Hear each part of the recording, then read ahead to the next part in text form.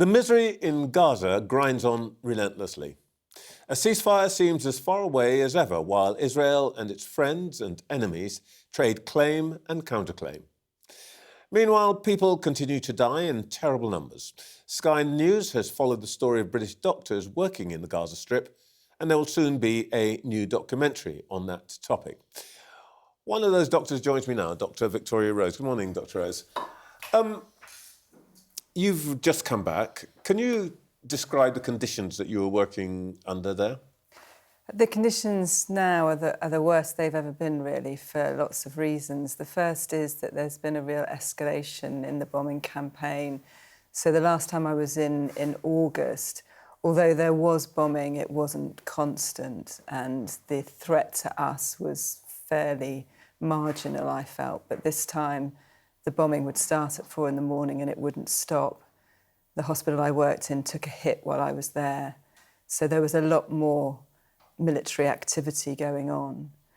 Possibly the hardest thing this time is the state of the population, though. They were really, I would say, on their knees. I think that Palestinian resilience that everyone says the nation has is really waning now, and you can see it and hear it. Lots of my colleagues were telling me that they would rather die than carry on with this war. This is the Palestinian colleagues? Palestinian colleagues. And then obviously with the blockade that there've been to food and healthcare items, it's very difficult to work. The population is malnourished, which has a huge implication on what I can do.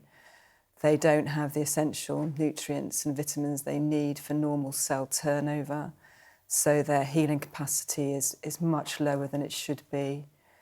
Malnutrition affects your immune system, so your ability to mount a response to infection goes right down. So infection rates were soaring. Plus the fact that because of the aid blockade, we basically at NASA only had 3 antibiotics left, 3 types of antibiotics. This is a hospital that you're working at, yeah. And none of those were adequate for the sorts of wounds I was seeing. So you were seeing a lot of avoidable deaths, a lot of small children dying from sepsis that would have been prevented if they'd been in the Western world. So yeah, overall it was a really, really difficult time to be working there. We've seen some of the reporting that you yourself have done from there on Sky News, and it is harrowing. What are the typical injuries that you've personally been dealing with? It's all bomb blast injuries, so it falls into 2 categories. The first is a burn from the heat of the explosion, and you're seeing quite big burns. So in small children, we were seeing 35% burns, which in the UK would have a 50-50 survival rate. And then adults, you're seeing a much higher percentage of burn. The other type of injury is a direct injury from the blast. In the August, we were seeing a lot of shrapnel-related injuries. So when the blast goes off, whatever's around you, bits of masonry, get sort of whipped up in the explosion and then weaponised, and they're ejected at very high volume, at very high speeds, and they would hit a civilian.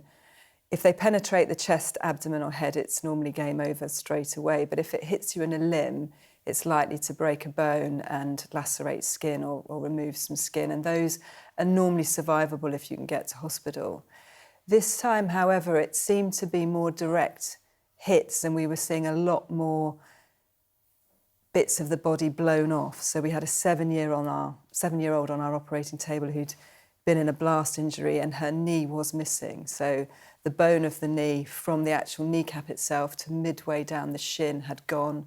All the skin overlying it had gone. And I was looking at the back of the leg from the front, really, and it was all anatomically quite difficult to get your head round.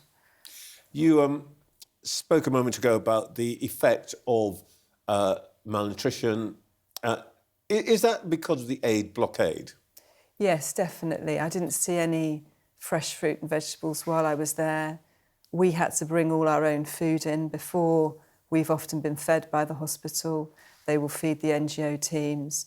That didn't happen this time. They don't have enough food to feed the hospital staff. They're trying desperately to feed the patients, but in certain situations they're not able to do that. So there is a real lack of food. All of my colleagues that I met in August and met again in May and June have lost weight, all sort of 5 to 10 kilos weight loss. You There are two explanations given for this. One is that there is food going into Gaza, but its distribution is interrupted by armed gangs, by terrorists and by Hamas itself. The other explanation is that the food is not getting in at all. Do you have any, you wouldn't necessarily have seen it, but do you have any idea which of those is true and to what extent? I think the food is probably not getting in the right way. I haven't seen any evidence of the looting that has been cited.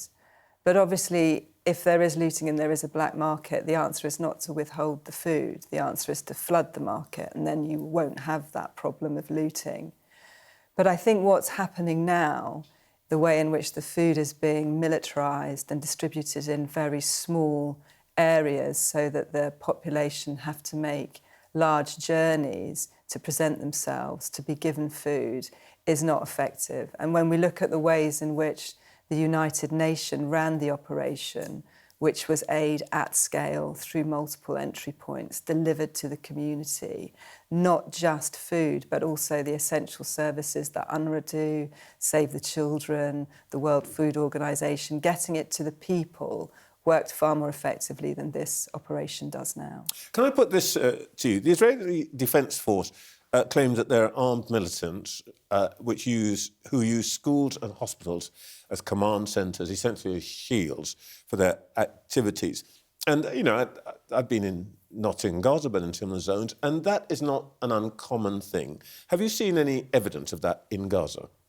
I can only speak for the hospitals, but I've never treated or seen anyone in any of the hospitals that I've worked in military uniform or with a weapon. The only people I've ever seen in Gaza with military uniforms and weapons are the IDF. Dr. Rose, thank you very much for your time this morning. Thank you very much.